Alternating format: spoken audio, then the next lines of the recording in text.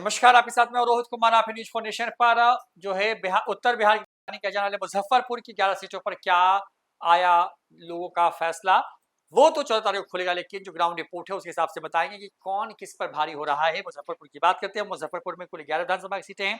साहेबगंज, पारू, बरूराज, काटी, मुजफ्फरपुर, कुढ़नी, सकरा, बोचहा, मीनापुर और गायघाट जो है और आई, ये तमाम सीटें हैं जो कि मुजफ्फरपुर के अंदर में आती है। शुरुआत करें बरूराज विधानसभा सीट से। अरुण कुमार सिंह बीजेपी के हैं, राकेश कुमार वीआईपी पार्टी के चुनाव लड़ रहे हैं, देवांशु जुड़े रहे हैं हमारे साथ में।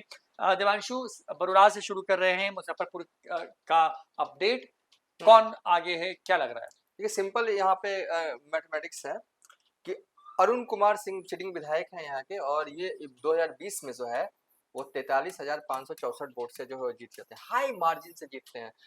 जहां तक हमें अभी याद आ रहा है कि 50,000 से जीतने वाले ज्यादा एक अख्तरुल इमान जो थे 51-52 हजार से जीतते हैं, और एक बलरामपुर से जो विधायक बने थे वो 50,000 जीते थे, और 40,000 के अंडर में जो हाई मार्जिन से जीतने वाले थे एक श्रेयसी सिंह थी और एक डॉक्टर अरुण कुमार सिंह। कहने का तात्पर्य है स्ट्रॉन्ग फोल्ड वाली सीट है, स्ट्रॉन्ग होल्ड वाली सीट है। राकेश कुमार वीआईपी पार्टी के उम्मीदवार, यहाँ पर निषाद समाज का भी जो है वो वोट बैंक है। निषाद समाज का वोट बैंक एक बार रिपीट कर देते हैं, हालांकि हमने कभी बताया होगा।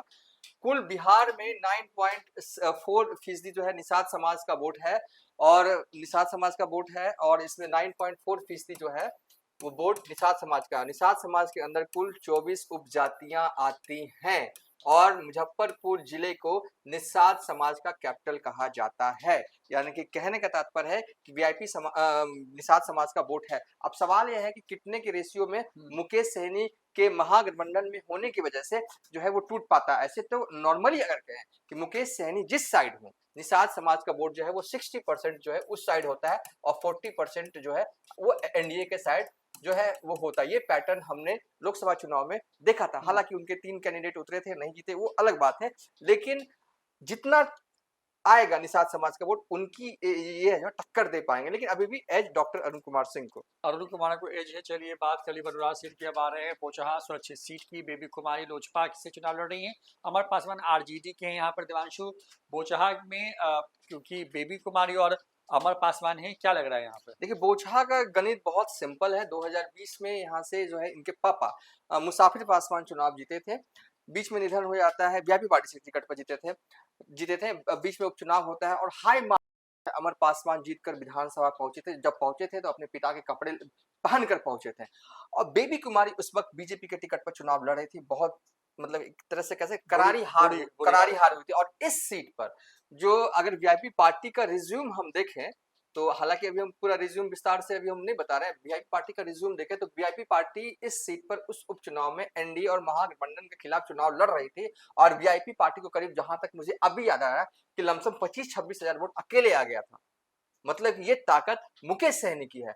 अमर पासवान तो हाई मार्जिन से 2022 जीते थे, अब तो मुकेश सहनी भी इस साइड है, तो ये स्ट्रॉन्ग मतलब कि होल्ड वाली सीट है। हालांकि लोजपा भी 2020 में यहाँ से चुनाव लड़ी थी, लेकिन अमर पासवान यहाँ से उम्मीदवार थे लोजपा के। यानी कि यहाँ पर एज है तो है, हम क्या करें। हाँ, ये गायघाट सीट है। यहाँ पर कोमल सिंह जेडीयू चुनाव लड़ रही हैं और निरंजन राय आरजेडी के चुनाव लड़ रहे हैं। देवांशु, गायघाट जो विधानसभा सीट है वहां पर कोमल सिंह या निरंजन राय। अब इसमें हम देखिए, अब क्या बताएं। देखिए, अब निरंजन राय अगर हमारा वीडियो देखेंगे तो नाराज हो जाएंगे, लेकिन हो जाए तो हो जाए। अब हम चाहते भी हैं कि ये जीते, लेकिन जो हमारे पास इनपुट आया है उसके हिसाब से कोमल सिंह को एज है।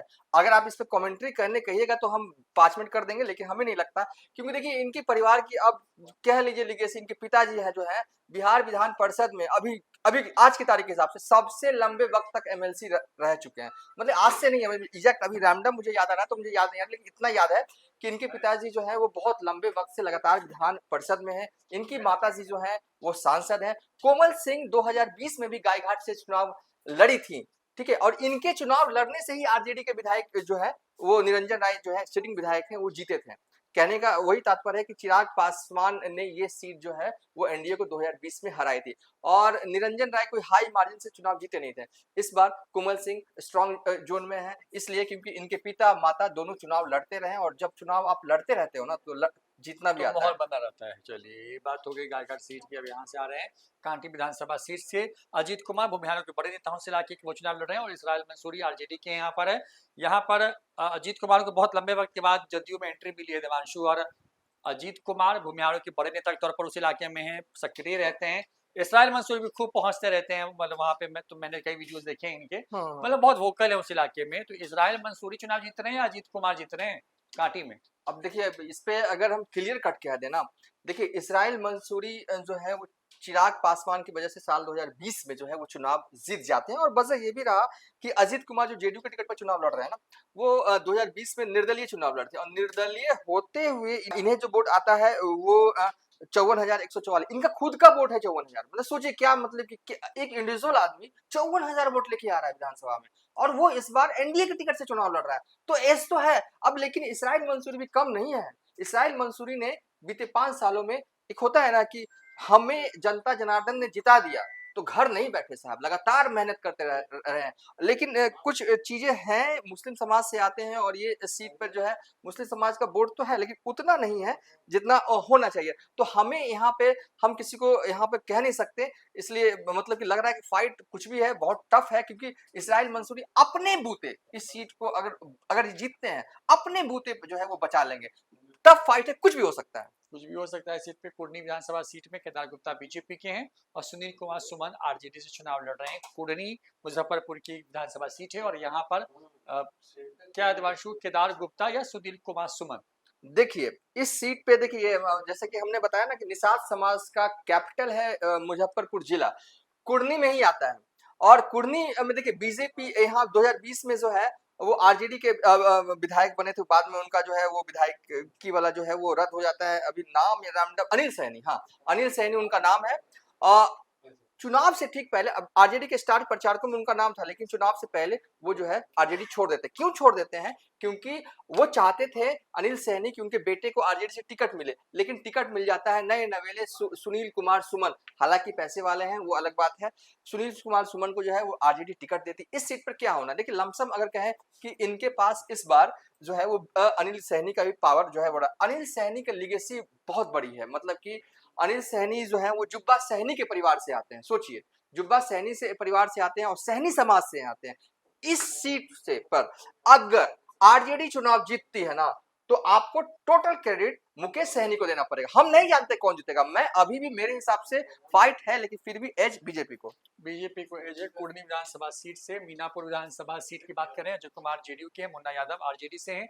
मुन्ना यादव बहुत कद्दावर है उस इलाके में, और मुन्ना यादव या फिर अजय कुमार? सिंपल गणित है, कमेंट्री नहीं करेंगे, मुन्ना यादव ये सीट निकाल रहे हैं। तो मुन्ना यादव को जो है बढ़त है इस सीट पर। उसके बाद मुजफ्फरपुर विधानसभा सीट की बात कर रहे हैं, यहाँ पर कांग्रेस लड़ रही है, विजेंद्र चौधरी हैं। अजीत कुमार जेडीयू के हैं।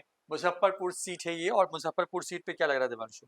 मुजफ्फरपुर सीट पर जो है वो जो हमें लगता है ना कि यहाँ पर देखिए मुजफ्फरपुर, एक तो देखिए अगर आपको बिहार की सियासत करोगे तो हम बार बार यही एक चीज कहते हैं, अगर आपको कुछ भी नहीं आता, मतलब आपको आपके पास जीरो नॉलेज है बिहार की पॉलिटिक्स की, कुछ नहीं आता, अगर शहर की सीट है ना, तो आप उसे आप ये एज दे सकते हैं कि हाँ भाई उस सीट पर जो है एनडीए का को एज है। लेकिन जब बात मुजफ्फरपुर की आएगी ना, कहते हैं ना कि every case has a exceptional case, तो मुजफ्फरपुर में एक्सेप्शनल केस हो जाता है।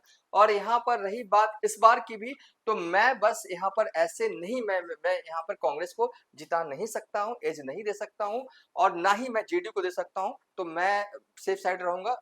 फाइट है इस सीट पर। अब औराई विधानसभा सीट की बात करते हैं, रमा निषाद बीजेपी की हैं और भोगेंद्र साहनी हैं वीआईपी पार्टी के, दोनों निषाद जाति से आते हैं इस सीट पर। और औराई विधानसभा मुजफ्फरपुर की सीट, और यहाँ पर क्या है, रमा निषाद कुछ कमाल कर रही हैं या भोगेंद्र सहनी कुछ कर रहे हैं? Who is Rama Nishad? रामा निषाद जो है अजय निषाद की पत्नी है, मुजफ्फरपुर के पूर्व सांसद, बीजेपी से सांसद हुआ करते थे, बीच में लोकसभा चुनाव लड़ने के लिए चले गए थे कांग्रेस में, फिर आ गए चुनाव से पहले।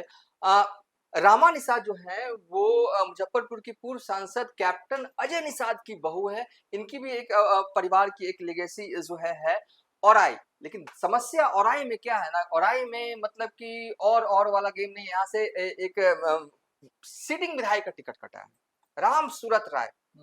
अब वो क्या कर रहे हैं, देखिए अमित शाह ने तो नाराज वाले को तो मनाया ही, लेकिन कितना माने हैं, ऊपर से माने हैं कि अंदर से भी माने हैं। अगर ऊपर से माने हैं राम सूरत राय, अंदर से नहीं माने हैं, तो खेल हुआ होगा वहां पे। क्योंकि देखिए ये सीट जो है ना, देखिए दोनों साइड जो है आप देखेंगे कि निषाद समाज के ही उम्मीदवार हैं। क्योंकि ये सीट जो है औराई है, निषाद समाज का वोट है और भी भूमिहार समाज का ही वोट है, ऐसा नहीं है कि एक ही साइड का रहता है।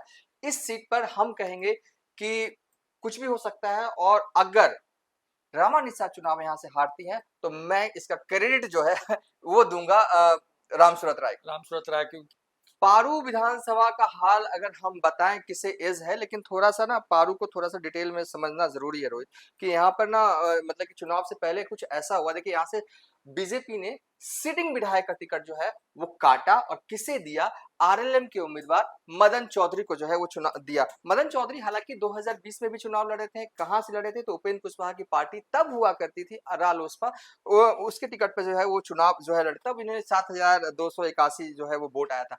तो कहने का ओवरऑल ये है किसे एज है। तो इस सीट पर जो हमारे पास जानकारी है कि इस सीट पर इस बार जो है आरजेडी के उम्मीदवार को जो है शंकर प्रसाद को एज है। चलिए, पारू में आरजेडी को एज है। अब सकरा विधानसभा की बात कर रहे हैं। उमेश कुमार राम कांग्रेस के हैं, आदित्य कुमार जेडीयू के हैं। यहाँ पर सकरा विधानसभा में क्या लग रहा है देवांशु, आदित्य कुमार या फिर उमेश कुमार? तो सकरा विधानसभा सीट मुजफ्फरपुर जिले के अंतर्गत आता है, और यहाँ पर जो है वो जेडीयू ने अपने सिटिंग विधायक का टिकट काटा था। जब आप सिटिंग विधायक का टिकट काटते हो तो इस आधार पर काटते हो जब आपको इनपुट बड़ा मिलता है। बड़ा इनपुट मिलता है, क्या मिलता है कि ये सीट पर अगर सेम विधायक चुनाव लड़ते हैं तो हार सकते हैं, या फिर कोई और दूसरी बड़ी वजह होती है, तभी सिटिंग विधायक का कोई टिकट काटता है। इस बार सिटिंग विधायक का टिकट काट के जो है आदित्य कुमार को जो है वो टिकट जो है वो दिया गया। दूसरी दफा कांग्रेस की तरफ से कौन है, उमेश कुमार राम चुनाव लड़ रहे हैं, जो कि पिछली बार महज 2000 समथिंग वोटों से जो है, 2000 भी नहीं, 15,037 वोटों से जो है वो चुनाव हारते हैं। तो इस बार क्या होना है, देखिए इस बार कुछ भी होने को हो सकता है, थोड़ा सा इंतजार कीजिए। इस विधानसभा सीट पर हम यही कहेंगे कि 14 नवंबर का इंतजार कर लीजिए। इंतजार कर लीजिए। ये साहेबगंज सीट है, राजू सिंह बीजेपी में है, बहुत उस इलाके के बड़े दबंग नेताओं में गिने जाते हैं। पृथ्वीनाथ राय वीआईपी पार्टी के हैं वहां पर, और ठाकुर हरि किशोर सिंह जनसुराज से चुनाव लड़ रहे हैं। राजू सिंह क्या राजू सिंह वहां पे कुछ दोबारा कंटिन्यू कर पा रहे हैं, या फिर ज्यादा कमेंट्री करेंगे नहीं, 2 लाइन का कमेंट्री ये कर देते हैं कि यहाँ पे इनको एज है। किस लिए एज है, देखिए लगातार 2000 से इस विधानसभा पे काबिज हैं ये, मतलब कि स्ट्रॉन्ग मैन है, अब तो मंत्री भी बनाए गए हैं। और क्या है कि ये सीट पे, साहिबगंज सीट पे भी ना मल्लाहों का निषाद समाज का वोट बैंक है। और राजू सिंह ने क्या किया, चुनाव से एंड पहले मुकेश सहनी के सबसे बड़े जो विधानसभा में नेता है राजेश सहनी, उनको तोड़कर अपने खेमे में लिया। राजेश सहनी इलाके के लिए भी एक बड़ा नाम है, स्कूल कॉलेज वहाँ इलाके में चलता रहता है उनका, तो स्ट्रॉन्ग जोन में है। और हमें ये है कि इनको एज है, और संभावनाएं जो है इनके जीतने की जो है वो प्रबल है राजू सिंह। तो मुजफ्फरपुर का हाल बताया हमने आपको यहाँ पे कि साहेबगंज, पारू, बरूराज, कांटी, मुजफ्फरपुर, कुर्नी, सकरा, बोचहा, मीनापुर और आई, और जो गायघाट सीट है वहां पर किसको बढ़त है, क्या है यहाँ पर। तो यहाँ पर मुकाबला कई सीटों पर फंसा हुआ नजर आ रहा है, और ये पूरा हाल जो है मुजफ्फरपुर का है। दूसरे वीडियो में बता रहे हैं दूसरे जिले में कि वहां की जो सीट थी वहां पर क्या कुछ निकल के सामने आया।